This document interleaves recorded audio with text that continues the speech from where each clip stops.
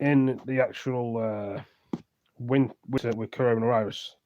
As you can see, the chat's working now. The chat wasn't working before. It was not even working. So people tried to, I mean, I reckon the chat's probably going to be broken again, which is kind of annoying. Sometimes the chat works the first time, sometimes the chat doesn't work, and you got to reset the stream again. Other times the chat's broken. So I'm going to see what the guy says about coronavirus going to be worse in the UK than what's going on in Wales. Something stuck on my lip.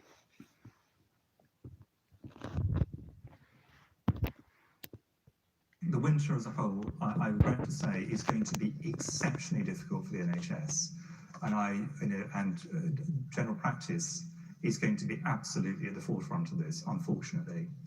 That is irrespective of whether we have a relatively low but non-trivial amount of COVID, or whether we actually have a further surge in the winter. And I think if you ask 100 modelers, you're going to get over 100 answers exactly as to how this is going to go out. I think what we're confident of is the very top end that we would have faced potentially if things had gone wrong last winter is not going to happen, barring an extraordinary escape mutant variant. But let's assume we don't get something which actually can basically evade our defences completely. I think the top end risks are much lower, but we could certainly go up. We're only 2 to 3 doubling times away from a really quite serious pressure on the NHS. I mean, it's already serious, but one that will actually be very difficult to deal with. So the margin of error is quite small. Zero COVID over this winter is a completely impossible dream, except in the minds of a few, but it is an impossible dream. Let me be clear about that. From news, electric cars to video platform, as you can see for yourself, that the virus could get worse, and lots of us wish it was over, but some of us have got a choice with the virus. So, you know, as he's saying, he has got a point. There's going to be a massive pressure on the NHS. Will it get better? Will the fuel shortage just keep going on? Who knows? But just the world we live in. Like I say, if you guys and girls and ladies and gentlemen want to message me, you can do. But saying that, there is a fault with the phones on YouTube when you go live, obviously. Not phones the same. And you can't message people because of the settings. So the settings may knock off again. So don't get angry and annoyed, because I know that the settings probably will knock off on my phone again, so you can't talk to me. But sometimes happens. Not all the time, but it will probably again. We have found, we've heard rumours for a little while that people who have had positive lateral flow device test results, and some of them actually symptomatic, have then not gone on to find they've had a confirmatory PCR that was positive. So what we've done, we've looked in great detail at this, and our investigations found that there is a single laboratory. We contract with this laboratory, and the fault actually appears to be there. We've now suspended those services completely, and the rest of the system is working as normal. Well, we have close links with people like directors of public health in local communities, and so we listen to them, and we will get anecdotal feedback often. And there's been some feedback and some queries coming through over the last 2 or 3 weeks. But thank you for the like. In the last few days, where we've dug right down into both the geography and the different types of tests coming back through and the different prevalence rates, that's allowed us to pinpoint exactly what it is. And about half of these cases are coming from the southwest, and that's allowed us to locate the laboratory. As you can see from that one.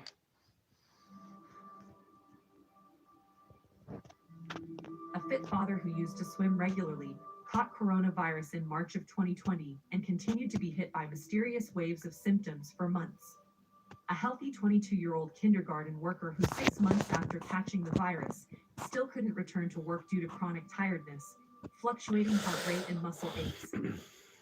As the world's battle with coronavirus looks to be progressing from resistance to recovery through increased testing and the development of vaccines, yeah, I'm good, Gandalf. The phone before wouldn't work properly. The messages may knock off the phone again, so if I do another live stream later, don't get angry, guys and girls, ladies and gentlemen, if you can't message me. The phone settings are all wrong. So the phone is working at the minute. There's fault with the mobile phones, apparently, I think. Usually on the PlayStations or Xbox or PC, there's no faults with this sort of thing, or Instagram and Facebook.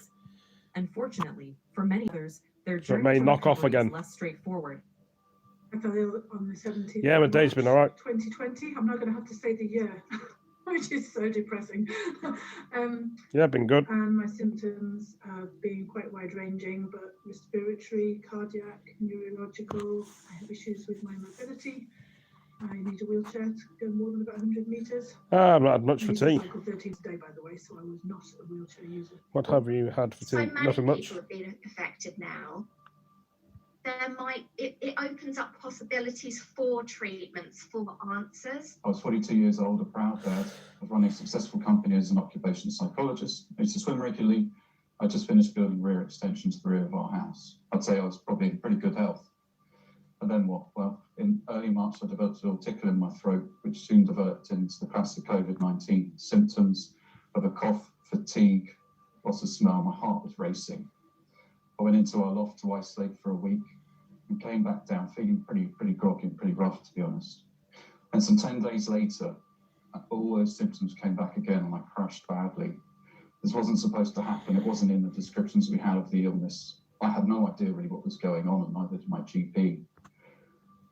It was quite a scary time. I recorded messages for my wife and daughter and wrote them letters, so I feared that the worst would happen. But I kept waking up. I was left with fatigue and a head that felt like it was pumped up like a balloon. Well, it can be difficult for people, yeah. Summer and autumn was a horrible time. I kept being hit by new waves of symptoms. I lost sensation one day on my right-hand side and was sent to hospital for a scan to see whether I developed a stroke. And the day my feet went purple, I was again sent to hospital to check whether I developed a clot in my legs.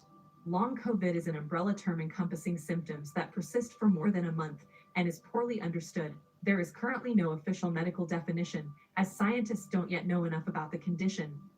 In the UK, long-haul coronavirus is defined as symptoms which I don't last eat for ice more cream than all the 4 time. weeks after infection, and symptoms of the virus can persist for weeks on end in long haulers, the term for patients plagued by lasting complications. What's really concerning is the vast spectrum of symptoms that fluctuate over time, often overlap and can affect any system in the body, from fatigue, a cough and shortness of breath, to inflammation and injury of major organs, including the lungs and heart, I don't know. and even neurological and psychological effects. Other long-term symptoms that have been reported by coronavirus survivors, both suspected and confirmed anecdotally, include hearing problems, brain fog, memory loss, lack of concentration, mental health problems, and hair loss. In fact, according to a global study conducted by University College London, which quizzed almost 4,000 long haulers, there may be more than 200 symptoms of long-haul coronavirus. Medical experts are still trying to figure out what the cause is. Recently, German researchers from the Max Planck Center for Physics and Medicine in Germany found that changes to blood cells caused by coronavirus may explain why so many patients suffer from long-haul coronavirus. The researchers found that the virus alters the size and stiffness of red blood cells. They believe this can make blood clumpy and therefore harder to get oxygen around the body.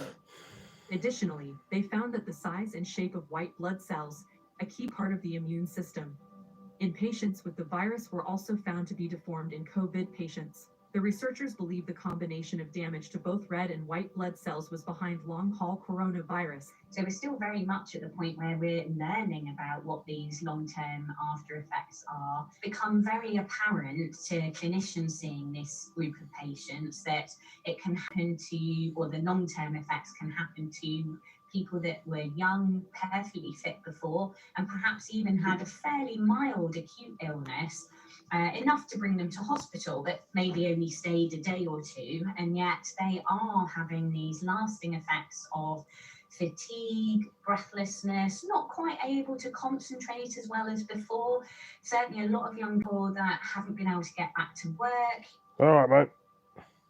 Evidence for long-haul coronavirus started growing as early as May 2020, and by February 2021, the World Health Organization said it is real and significant.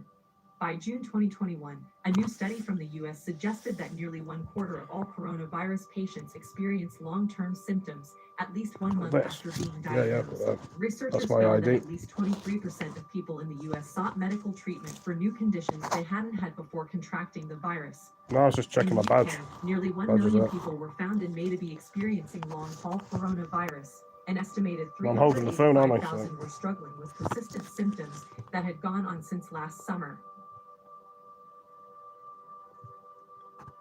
The rising diagnoses of long-haul coronavirus have cast a shadow over the optimism generated by the success of coronavirus vaccines. With no effective drug treatments yet discovered, there has been little hope for those living with the worst difficulties. However, answers may soon start to come. In a world first, British scientists are set to explore giving long-haul coronavirus patients monthly doses of the coronavirus vaccine in an effort to combat the chronic condition.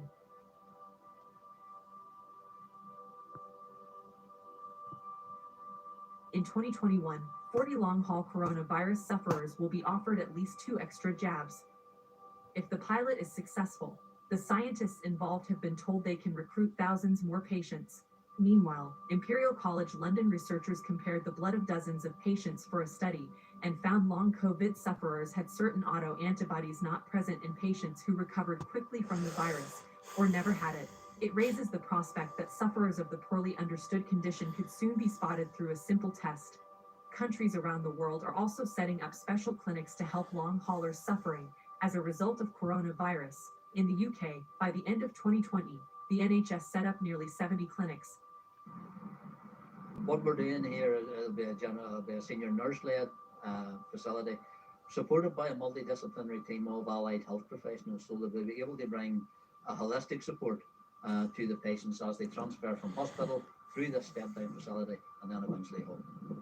In the US, Congress allocated $1.1 billion to studying the prolonged health consequences. Can we create Yeah, it's a pissing time. that It makes annoys me. people's lives easier? We provide virtual client Bam, services bam, and bam, personalization bam. tools to make beauty more accessible. Create the beauty that moves the Pay the world. bloody advert. L'Oréal. I'm shocked, absolutely shocked. I think it's awful and it's so sad. I didn't actually know David personally. Enjoy your night. Yeah, you too, dude. I have got personal reasons to You can stay if you want, I don't mind. take these because he helped my son Take care. when he was Yeah. trying to get into the police, ironically. You're talking about? You know, when my son did I'm doing a live stream at the minute. Oh. That's you're talking to me, sorry. No, that's all right. I picked you up on the live stream, so. All right. That's all right. As you guys and girls and ladies and gentlemen can probably hear in the background, that was my friend. Good friend of mine. I just don't know what they like now. Thank you guys will talk to everybody. You thought I was speak to him, so. Used to see him about in Southend. He was always smiling, always said hello, always had time. It's very, very concerning. As you guys and girls, ladies and gentlemen, can see, all these people are upset at that guy getting stabbed and murdered in the UK, the Conservative guy. Boris Johnson's heartbroken, so is Priti Patel and Keir Starmer over the guy's death. Shock, utter disbelief. For a gentleman like Sir David, he's just been he's been a personal friend to me for 18 years now. Sadness. Since I've been in this area as a pharmacist. Protests, is that in America? Protests grabbing one day of America? Like America.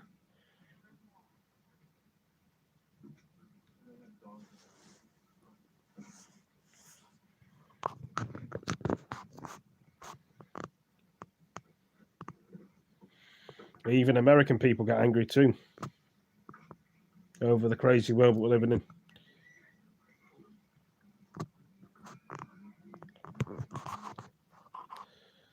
Well, there's not much happening here except people holding sort of signs up.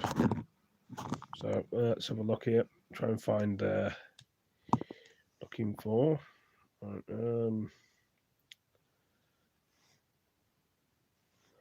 sometimes. It's really Penguins. Okay. Professional penguins. It's really surreal to get some of these different forms of recognition. And our whole team worked so hard for such a long time. Everybody put it together, and there was so much to do. But you know, we're coming out the other side of it now, although there is still more to do. And it's lovely to be able to get out and meet people and meet a penguin for the first time. It's really important that pregnant women do get vaccinated. We have so much evidence now that it's safe for them, it protects them, and COVID is really dangerous in pregnancy. You don't want to put yourself or your baby through COVID infection, so do have the vaccine. So there's so much research that's gone into these vaccines. Years of research. Before we even knew about the coronavirus, we were working on the ways to make the vaccines, and billions of doses have now been delivered around the world. So there is so much evidence of their safety and their efficacy, and it's really important that people continue to get vaccinated. If they haven't yet had their first dose, that's the most important one. They should also have the second dose. No. News, man. News. Loads of news. Everywhere you go, you see news.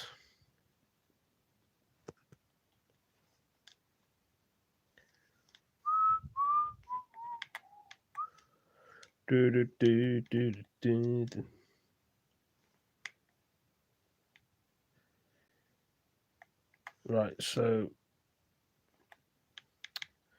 what's the thing about it, this one? Show us on the news. No, so it can't be right. And that hand's going to fall off. Holding the phone for so long.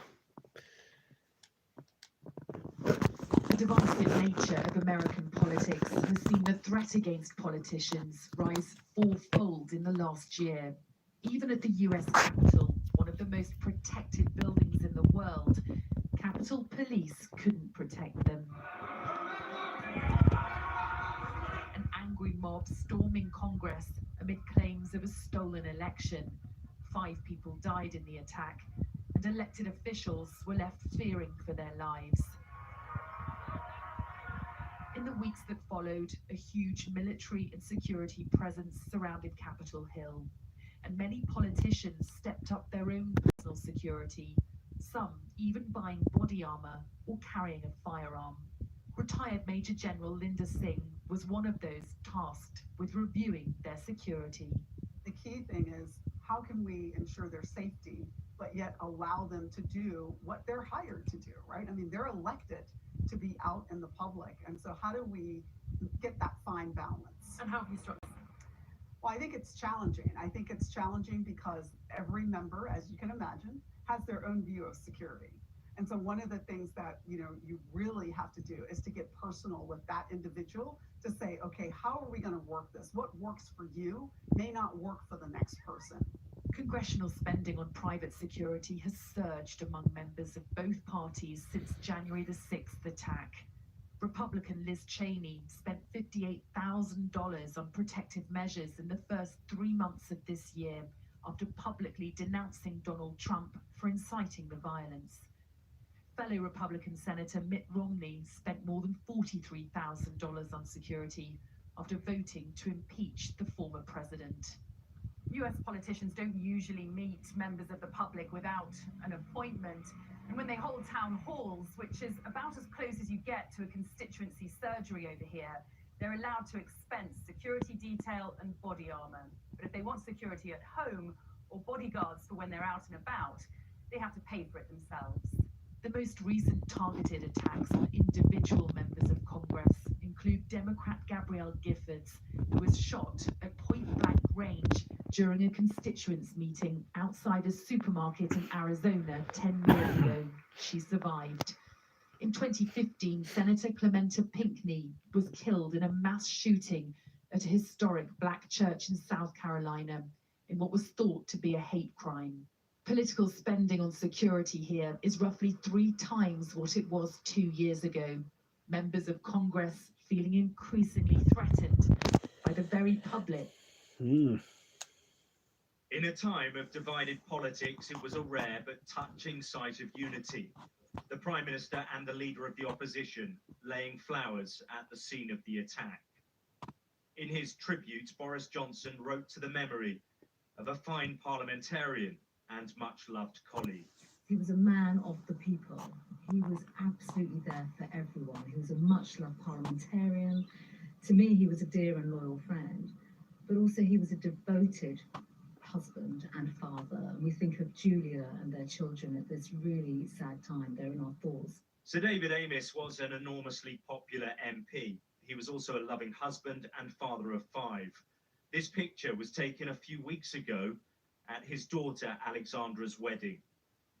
And in the community, he was also known as a man of great faith. This holy celebration of the Mass will be offered for our beloved parishioner, Sir David Amess.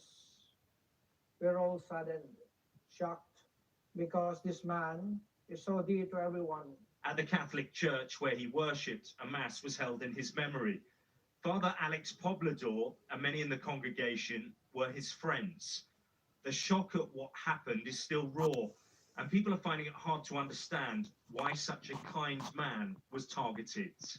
I just hope and pray that together with the community, they will also be able to accept this as something that cannot be forgotten.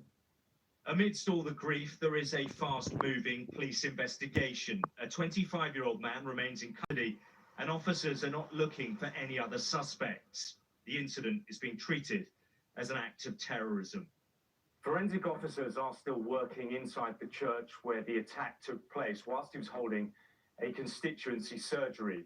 Now, the murder has provoked a huge outpouring of grief on both sides of the police cordon. Many people have been laying tributes. This one down here is typical of what so many people have been saying. It reads, "May God embrace you now as you look down on the town you were so proud to represent." And across Southend, flags are lowered as a mark of respect. An MP for 38 years, Sir David's impact has been huge on this constituency. I think it's safe to say we're a community in grieving today. Councillor Alex Bright, a friend and colleague, told me the loss has cast a long shadow over this seaside town. He was Mr. Southend, I think is probably the best way to put it. I've known Sir David since I was 13. He has always been a constant here in Southend, not just for me, but for everybody here and in the Conservative Party here in Southend. The nature of this attack is intensifying the debate over the safety of MPs. The Home Secretary is ordering an urgent review. But for now, many people here just want to remember and grieve a kind and decent man who touched so many lives. Alex Rossi. This MP is here every week, but this time his presence feels significant to locals. That's right, you're the MP. Yeah, well, thank you for coming out this morning. Robert Largan represents High Peak in North Derbyshire. David Amess was killed at a surgery similar to this one, but inside. Largan feels safer out here than in an enclosed room, but anyone could turn up. He wouldn't change that. I wouldn't want a situation where people are having to go through getting scanned or searched before they come and talk to me. I think that would be really unhelpful. And I also want people to be able to come without an appointment, people to know where I am and be able to come and chat to me. If I couldn't do that, I wouldn't be able to do my job properly.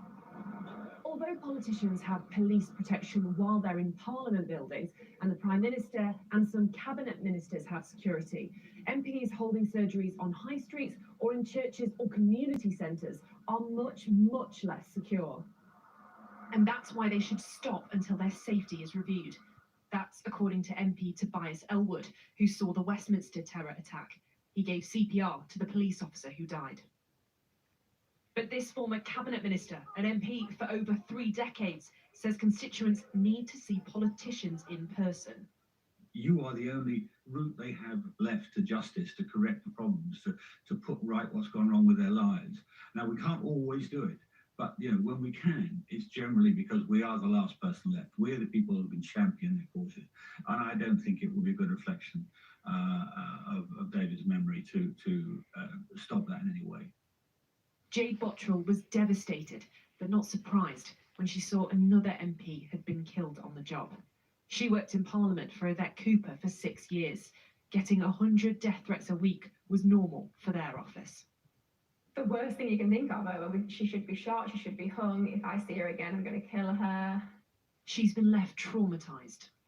And I just broke down because I loved that job, and I felt like I was making a difference, but I just clearly physically couldn't do it anymore. The nightmares, the death threats, the 20, 30 hours a week reporting stuff, it just all became too much. Across the country, members of parliament have carried on these meetings, saying they owe it to democracy and Sir David. But they also need to be safe. That would require change. How much and what that change looks like isn't yet clear. Becky Cottrell, Sky News. Well, what can I say?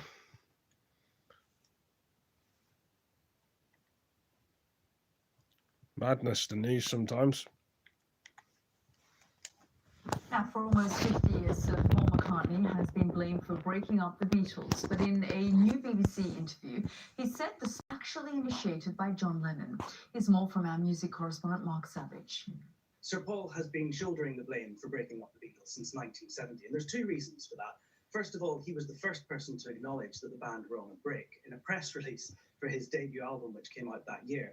And in that, he said that he couldn't foresee a time when he would ever work with John Lennon again. And then later that year, he sued the rest of the band to dissolve their business relationship. So really, since then, fans... I do miss the Beatles songs. They get some good music. ...who instigated the breakup of the Beatles. But in a new interview... Saying one of them got, is it shot or stabbed or something? Or... He said that's not the case. I'm not the person who instigated the split. You brought the lawyers in there, didn't you? No. John walked into the room one day and said, I'm leaving the Beatles. And he said, it's quite thrilling. It's rather like a divorce. And then we were left to pick up the pieces. But I didn't instigate the split. That was our Johnny. So Sir Paul went on to say in the interview that John Lennon wanted to spend more time with Yoko Ono when staging his famous peace protests. And certainly we know that John missed the last ever full recording session of the Beatles in 1970 because he was on holiday with Yoko. But the interesting thing that came at the end of this interview is that Sir Paul said that if John hadn't walked away, then the Beatles would have continued to make albums. That could have been very possible. There's always some clever and talented people doing music and videos, games, and all sorts.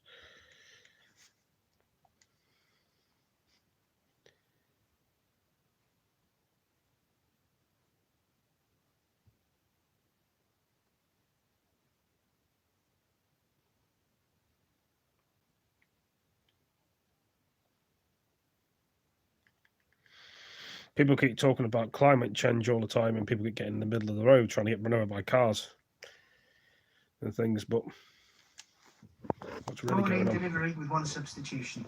Heinz beans. But beans means.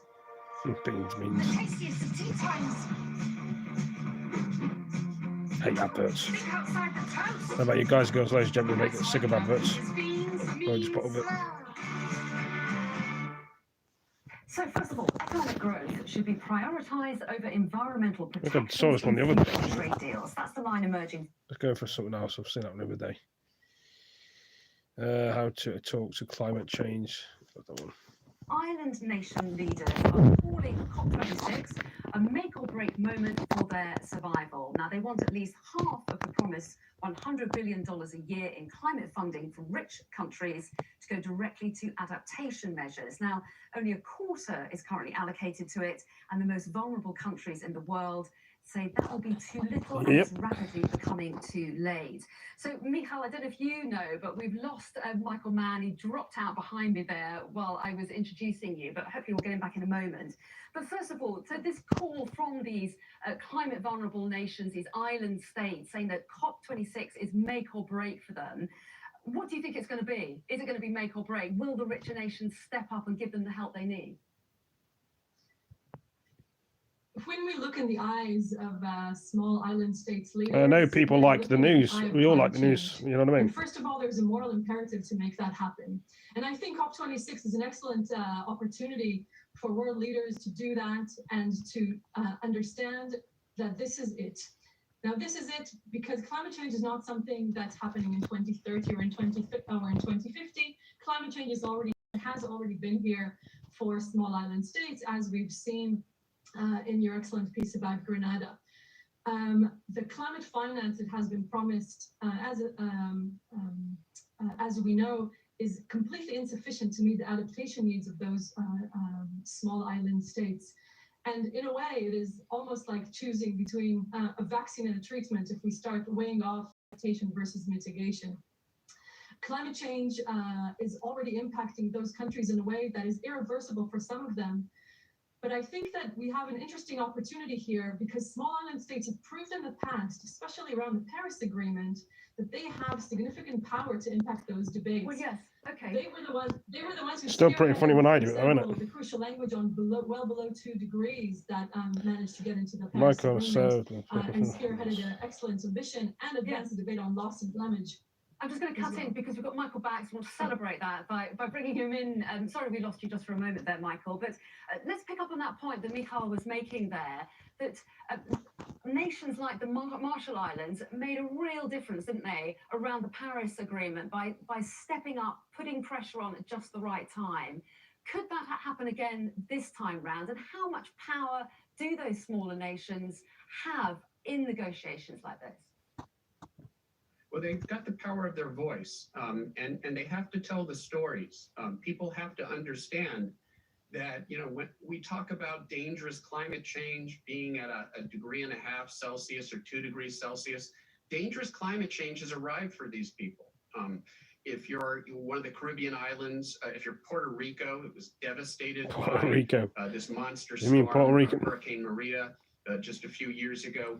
They are feeling the dangerous impacts of climate change now, and they can't wait any longer. And unfortunately, they have the least resources, and they've had the least role in creating this problem in the first place. And so there's really an ethical obligation on the part of the industrial countries of the world that really fundamentally created this problem in the first place to provide all the assistance that they can to them. And these countries, they need to use their voice, the moral authority of the stories that they can tell about the truly devastating impacts that they are now seeing to wake us all up and to put pressure on our policymakers to act now.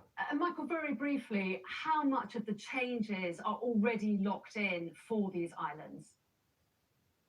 Well, you know, I'll often take sort of doomists to task for overstating, you know, the challenge that we face for, you know, for presenting climate change as an unsolvable problem, something that will lead to our extinction. But, you know, it's hard to be too optimistic with some of these low-lying island nations. They really are facing an existential crisis. They will lose their homes. They will lose everything they have. And so some of that is locked in. It's baked in. There's a certain amount of additional sea level rise that's baked in. If we can hold warming to 1.5 degrees Celsius, which, as we already saw earlier, we heard we need to bring carbon emissions down by 50% within this decade. But if we can do that, we can probably hold warming below 1.5 degrees Celsius, probably limit sea level rise to under 1 meter, where there's still the potential to adapt to those impacts. Well, I don't know what to say about that. Everyone's confused about this, isn't it? Well, I say.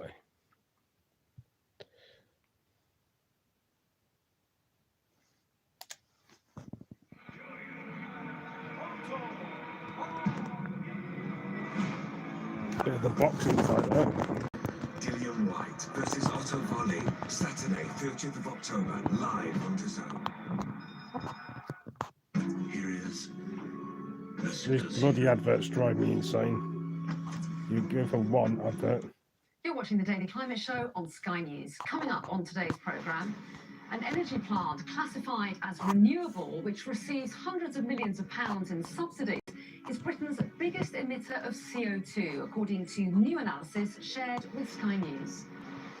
The UN classes access to a clean, healthy and sustainable environment as a human right. And popeless. Despite hopes he'd be attending, the Vatican confirms there'll be no papal presence in Glasgow for COP26.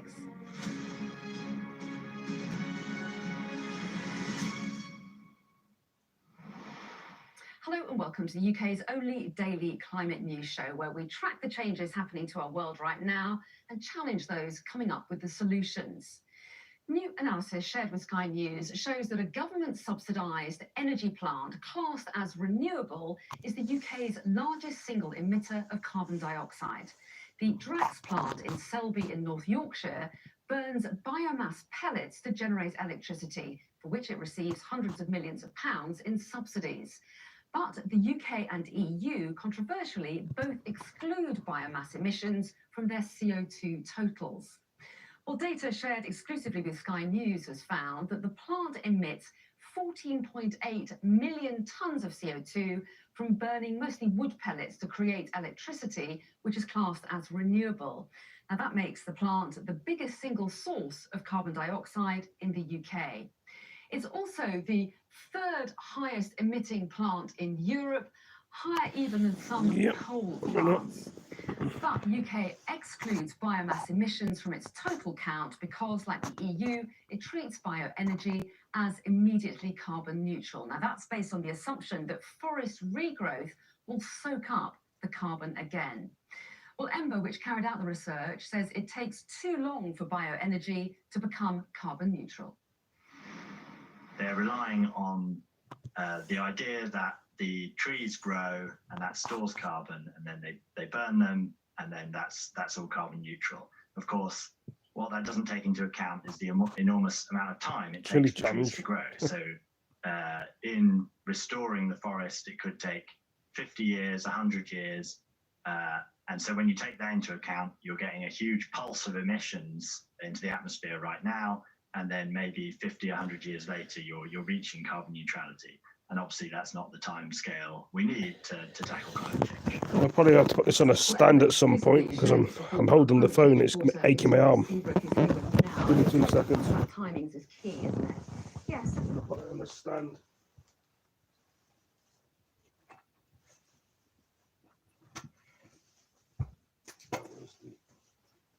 Stand up.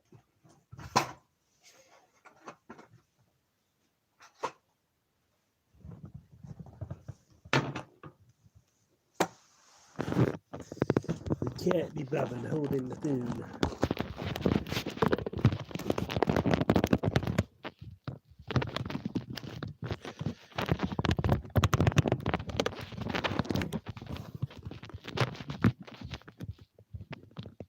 I don't know if it's got the full screen in. Could be. It was at 4. That's at the very heart of the debate around biomass. Now, bear in mind that almost every country in the world has agreed that we need to cut our emissions to zero by 2050 if we're going to stave off the worst impacts of climate change. Now, that's only 30 years' time, less. So if we're waiting 40 or 100 years or more potentially to recapture this carbon dioxide that's released from burning biomass, well, a lot of scientists are saying that's time that we simply don't have when we need to be cutting emissions right now. And in fact, 500 scientists this year wrote to the EU asking it to stop classing biomass as carbon neutral. And they said that actually burning it is going to increase global warming. And hello, people. Hello. And it shouldn't qualify for these big subsidies. And they are big sums. So last year, Drax received more than £800 million from the government for burning biomass. So what are Drax and the government saying about it? Well, they've both very firmly defended biomass. Drax has said Ember's interpretation of the figures for Drax's CO2 emissions is inaccurate and completely at odds with what the world's leading climate scientists at the UN IPCC say about sustainable biomass being crucial to delivering global climate targets. I got some Alpen cereal as well. Our emissions by more than 90% in the last decade, and Drax is now one of Europe's lowest carbon energy generators. And the Business and Energy Department, they said much the same. They said, we do not recognise these figures. The UK government is committed to eliminating our contribution to climate change by 2050, and biomass is a key element of our plans to reach this target. So very firm there from both. And I should also just mention that separately, Drax is involved with a court case at the moment, which is unrelated. That's to do with the dust that comes from its wood pellets when they're handled in the factory, and has nothing to do with the emissions when they're burned. So separate issues there, but in any case, difficult time for Drax. Victoria, thanks very much indeed.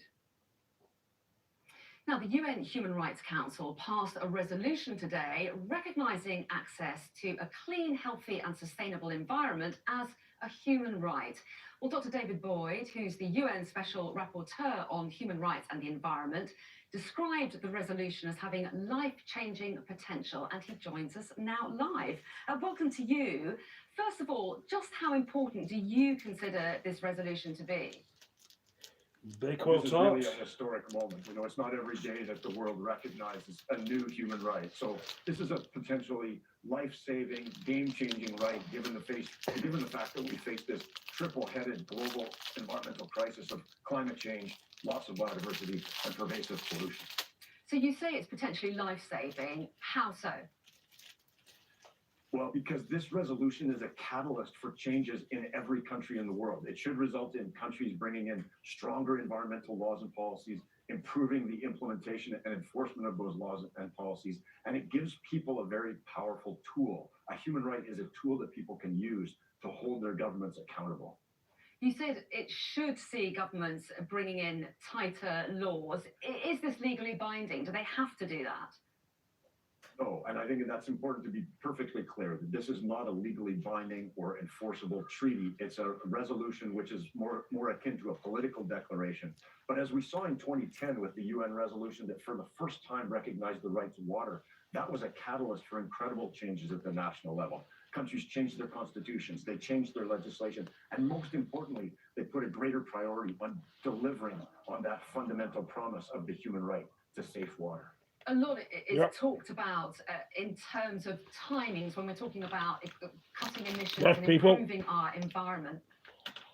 There isn't much time. How long do you think it could take before the world recognise this and put it into law?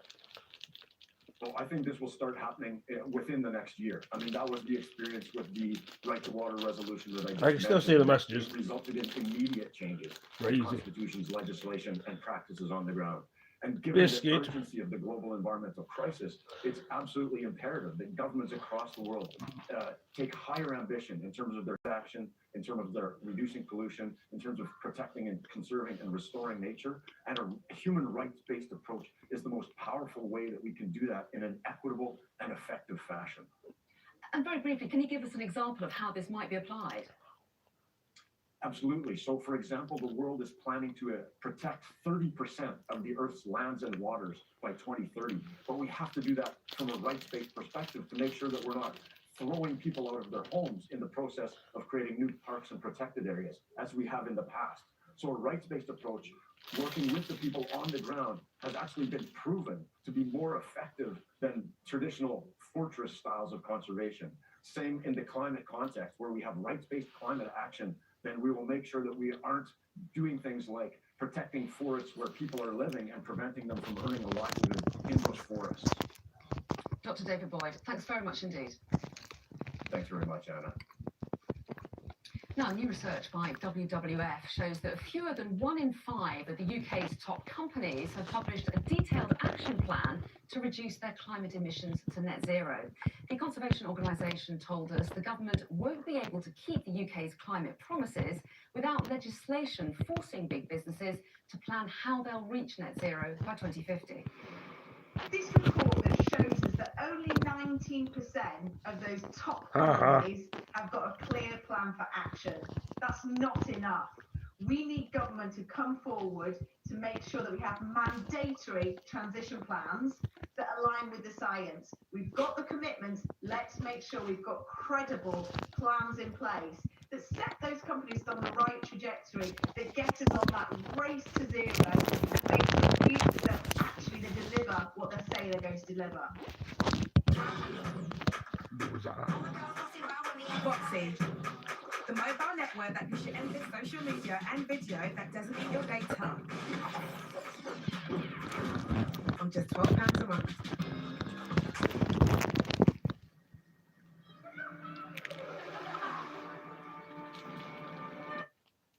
Some companies are being very brave in terms of moving forward, and some of this we're going to have to learn on the job for sure. But this is about the future of humanity. We've all got to step up, and it can't just be the PR department stepping up. It needs to make sure that this is going through the whole of business, and that consumers can feel confident in those commitments that are going forward. We've all got to play our part, And actually, a lot of companies are crying out for this because the ones that are leading are saying, set a level playing field. Let's be transparent. We've got this transparency commitment that's coming forward in the next couple of years, but it's a bit like putting the calories on the box of your pizza. It doesn't really have any relation to whether you're going to eat it or your diet plan.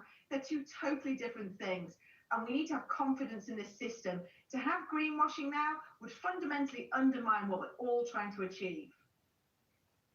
In some of today's other climate news, Pope Francis will not attend COP26 in Glasgow. The Vatican has confirmed that its delegation to next month's UN climate change conference will instead be headed by its Secretary of State. It had been hoped the Pope would attend after he held a pre-COP26 summit earlier this week. He joined 40 religious leaders in issuing a joint climate appeal to heads of state, asking for concrete solutions to save the planet from an unprecedented ecological crisis. A study has found a lack of diversity in climate change decision-making. The year-long study in Bristol, which was conducted by the city's university, found that voices of people from diverse backgrounds make up just 3% of discussions on climate change.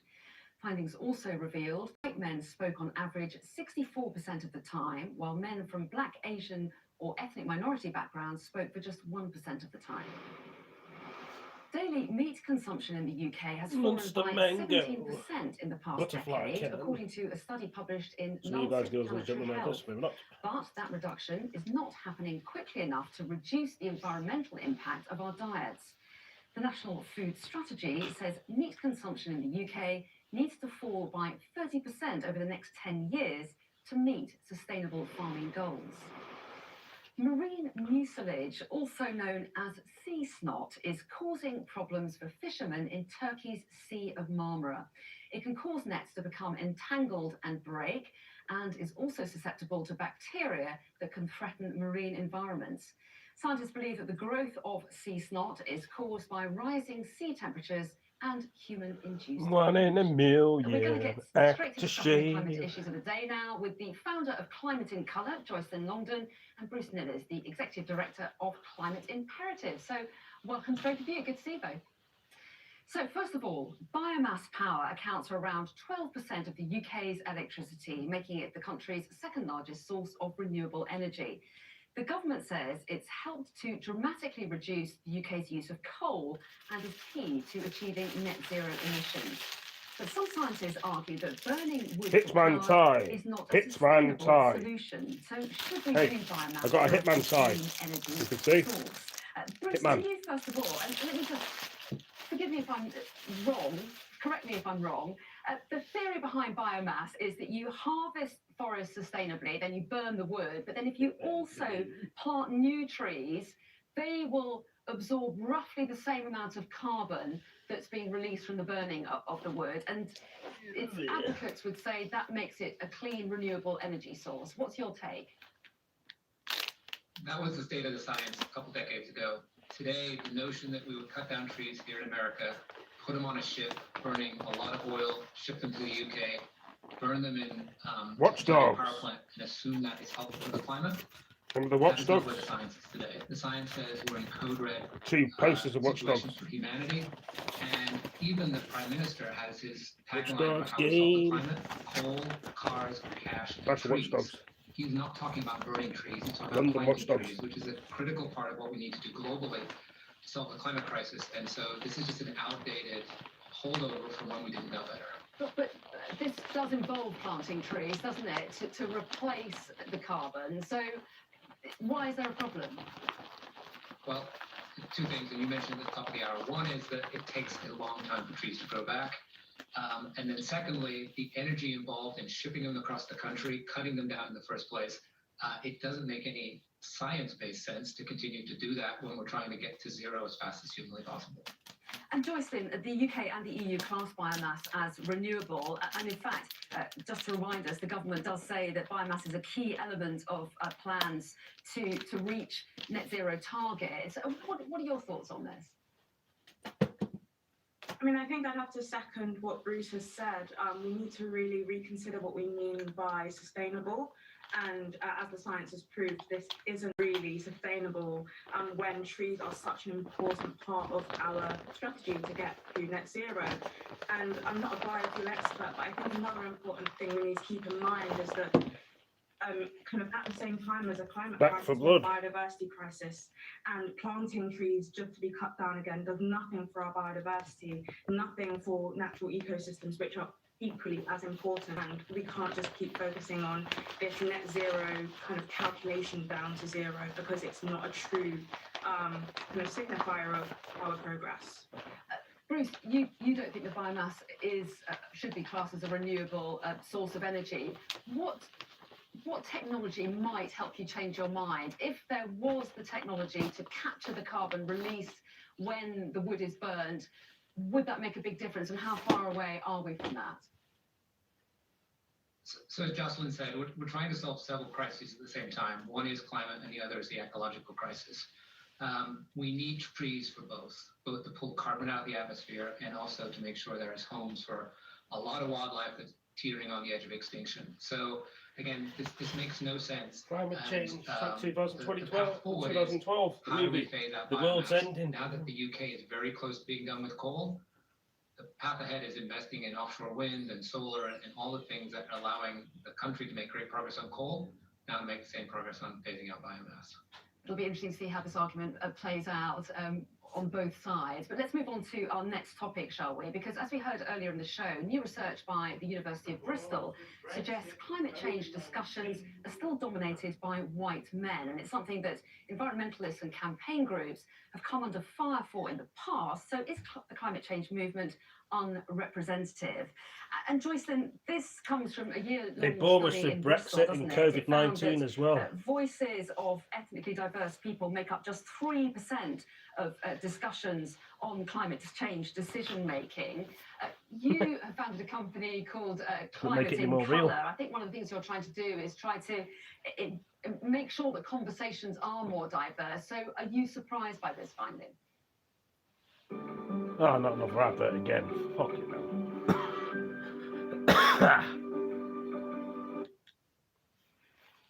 No, of course not. I'm not surprised by this finding, because the inequality that we see in other parts Cambridge. of life, other industries, is not any different in the climate space. But I think that a key thing to keep in mind is where we are kind of looking at these discussions, because through my work, people of colour, women, and people from marginalised communities are actually on the front line of these issues, on the front line of the effects of these issues, but also at the front line and leading action in many ways. So when we say that there's a lack of diversity in climate change discussions, I think we need to think about where those discussions are happening, because it seems like there's a huge disparity between on the ground, grassroots and frontline representation of marginalised communities, and then sort of institutional, organisational and governmental conversations. And I think there is where we see a huge issue. Bruce, what's the situation like in the States? It's exactly as you were describing in the UK, which is we've historically made a lot of decisions that are by a very small part of society. And we now know, and we're seeing policies beginning to put in place to actually address this. So in California, for example, recently a law was passed that no longer can the boards of corporations be all men and all white. And so how do we open up decision making? So as Jocelyn said, particularly for people who are the most affected, we will make better decisions and more durable decisions if we're involving the very people who are impacted by being on the front lines of this climate crisis. What do you make, Joycelyn, of steps like that? Yeah, How do you think we should address this, aren't we? Fucking hell. Well, I think there's a really important quote by Thomas Sankara, which I can paraphrase, but the inclusion of marginalised communities is not one that's out of charity. It's because it is a real necessary basis for our kind of triumph and success in overcoming the climate emergency. These people are not just victims. They're not people that we have to include because of charity. They're actually so creative. Well, it makes you think and wonder with the news, doesn't it? I mean, lots of news and some stuff. Times necessity. So really, our success will be built on inclusion, and it is a necessity rather than a sort of charitable action. And Joycelyn, a very quick thought on COP26 coming up. How confident are you that a diverse range of voices will be heard there? I think that will depend on which zone you're in. Yep. I think the blue zone, not so much.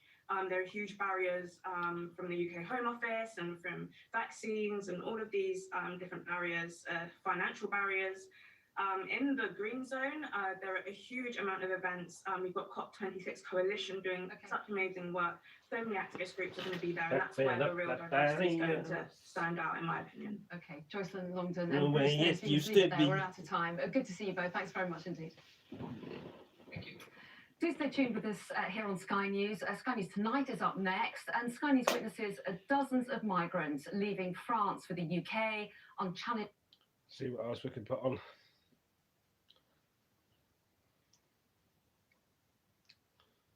Some of these are this week, some of these are not.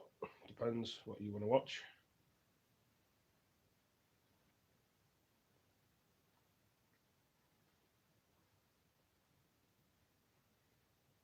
There's Greta again. She's got so much stuff on there you can actually watch if you want to.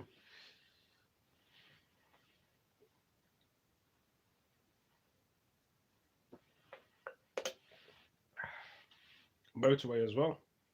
Closed. 1 month ago, daily climate change small, being bigger. We're up to the knees, man.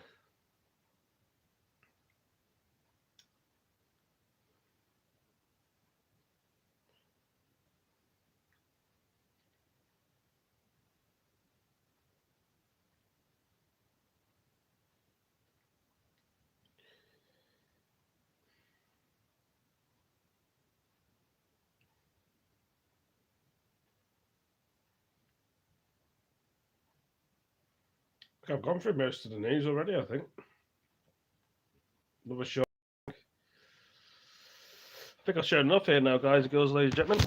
I hope you all enjoyed the news. It was a bit of the news anyway. Thank you for joining me. And I will be doing another video like this tomorrow, so come and join me. Or I may do some more videos later. Thank you for joining me. Peace.